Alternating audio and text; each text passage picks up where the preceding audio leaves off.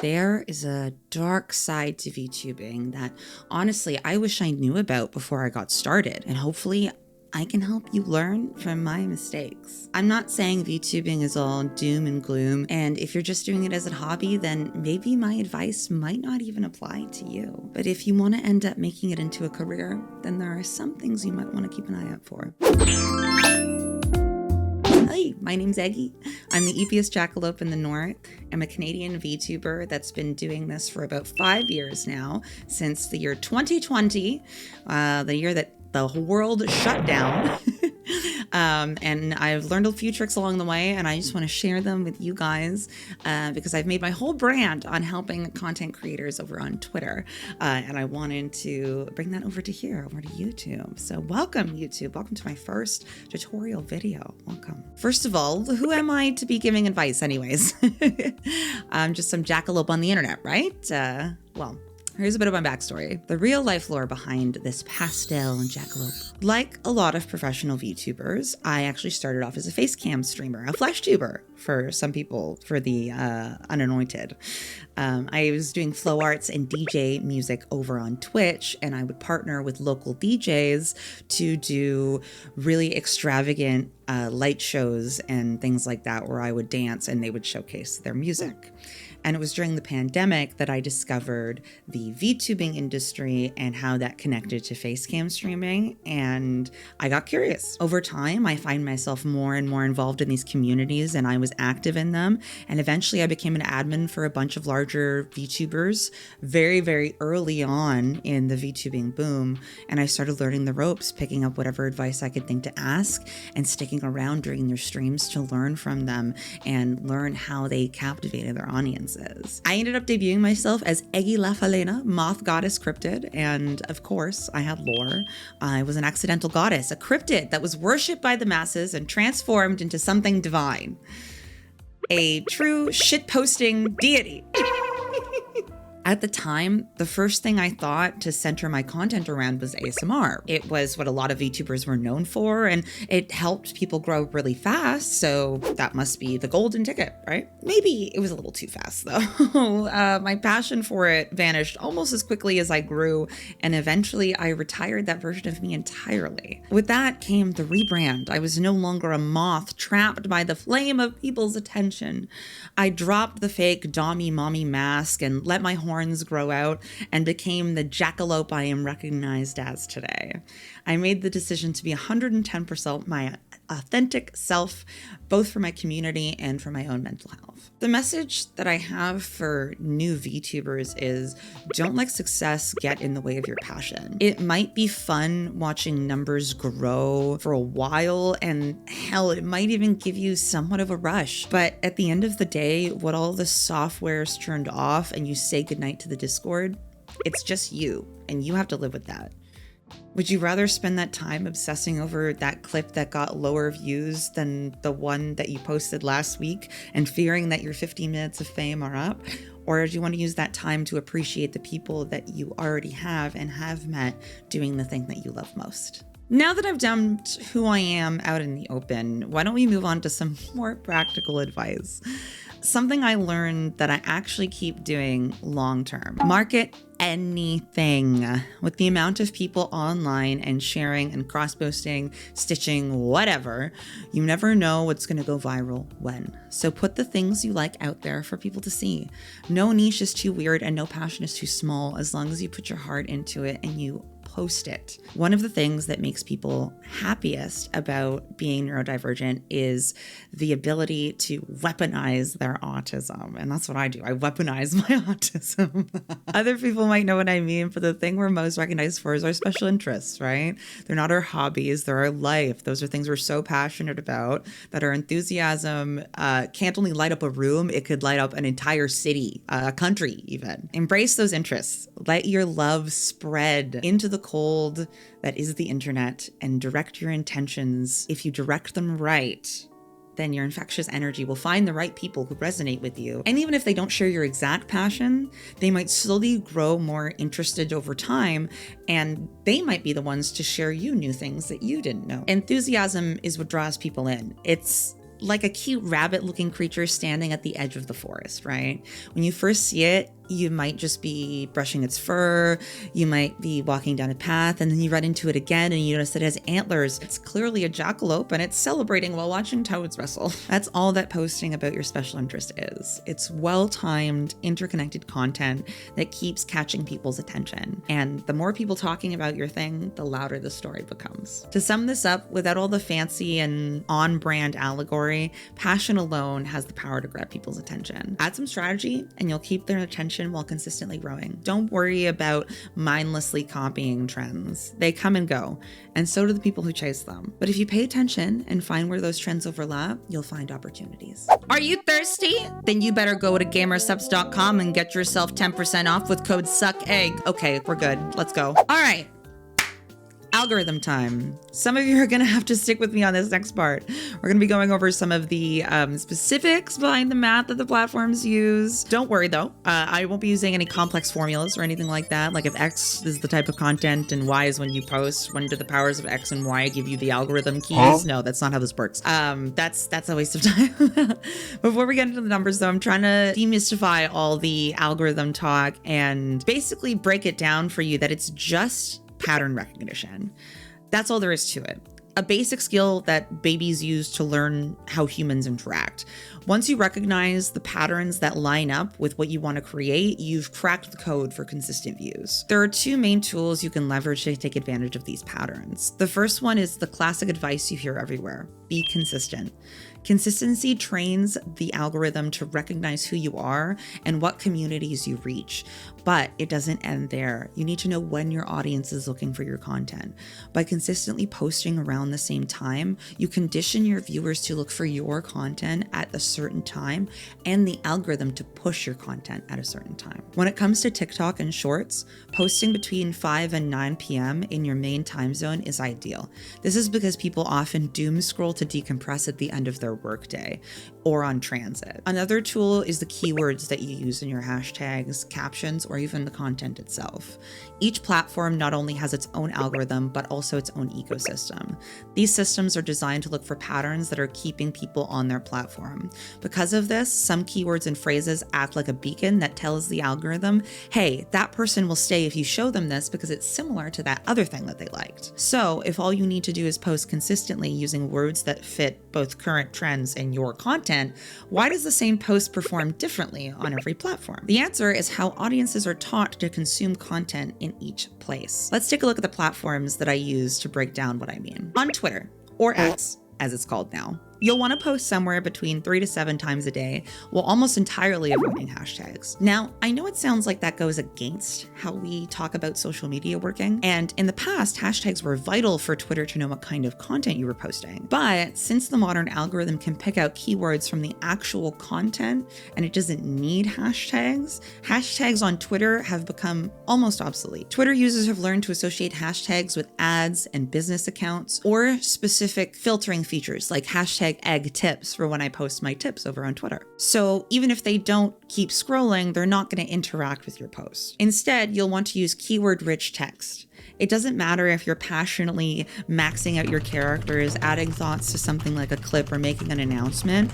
Consciously using words that fit your content is far more effective at pushing your content to people who are likely to do more than just count as a view and actually join your community or push or interact with your content. Here's a couple of quick tips specifically for promoting yourself before we move on. Posting short looping clips from your stream are a great way to get people watching. The shorter length is a concentrated taste of your lives, perfect for Twitter's endless scrolling.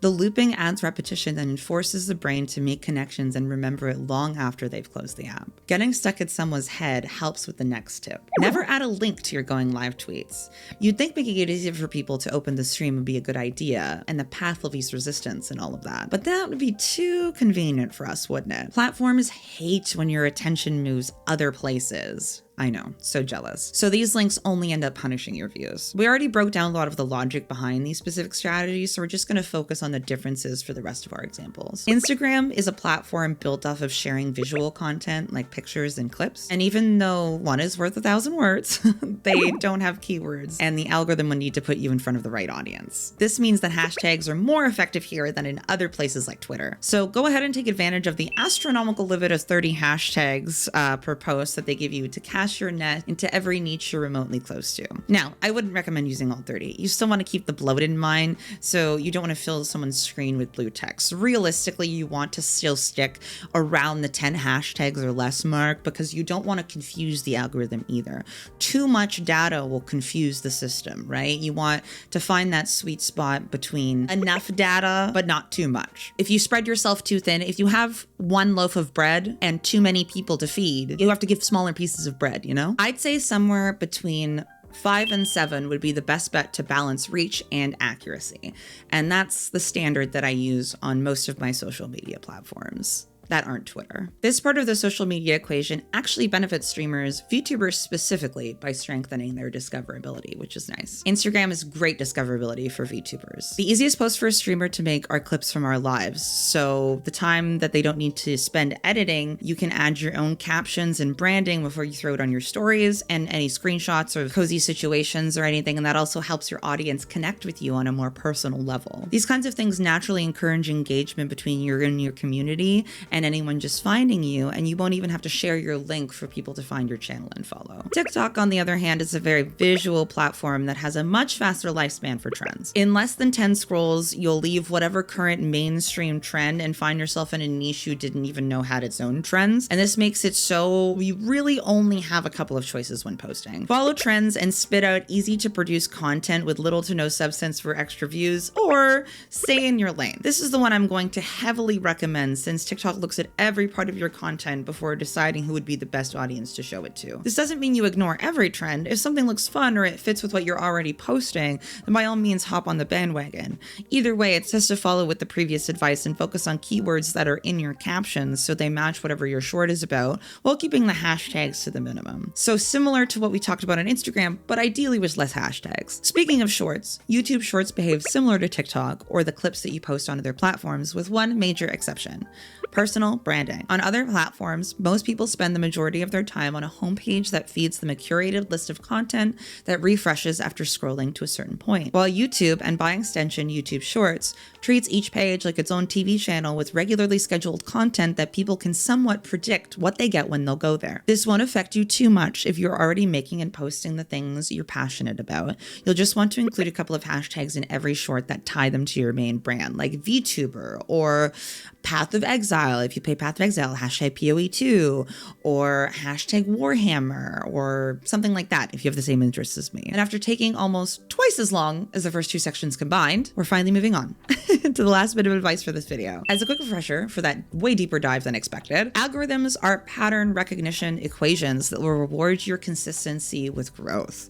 Teach them who you are, your habits, interests, and even that weird dream you had the other night. Okay, maybe not that one, but most things will affect the algorithm. Post content that fits you frequently and at the right times for your audience to see it. Right now, shorts are going to be the fastest tool for growth off Twitch, but don't discount things like photo posting on TikTok and Instagram and posting on Twitter as well, or even just a well-curated Discord community. We spent so much time talking about other platforms, but what about the main one that you're likely going to be using for your content? Well, believe it or not, the same basic rules apply here too. Let's take your stream title, for example.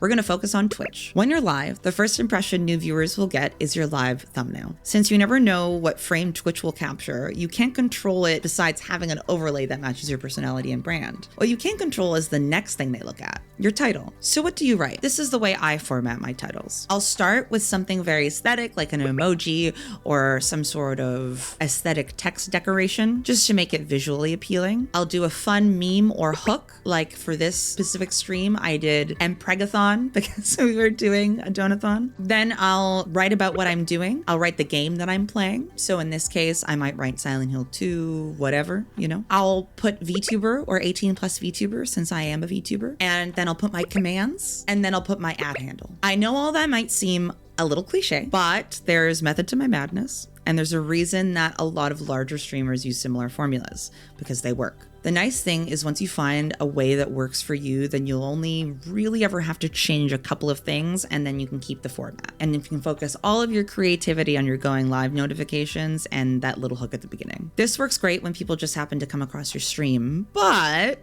what discovery tools does Twitch actually use to promote your channel? I won't get into the super back-end details, but if that's something you'd be interested in, then let me know. For now, these are the main things that you need to remember. The recommended sidebar over here, that's algorithm based and similar to your YouTube recommendations. The homepage shelves over here place you with similar streamers that might interest viewers based on your content. These are things like VTuber, what category your channel is in, or any special event that might be going on, like Peak Week. One that's often highlighted is drop events, where viewers can earn rewards for different things just while watching your stream. Beyond those, Twitch mainly pays attention to how your audience reacts to your stream before it'll recommend it to new people. It'll look at things like how many people are actively typing in chat, how frequently, along with other engagement patterns like channel point redeems or simply sharing the stream. Now, for the part you've been waiting for, what are the hacks you can do to game the system and grow more than you are now? Well, to be honest, I wouldn't really call them hacks. They're more like using game mechanics that you just didn't know existed. We've already mentioned drops events, and that's one of the easiest strategies to do. Just play a game while they're sponsoring drops and make sure you have the feature turned on. And then when you do the rest of the stream,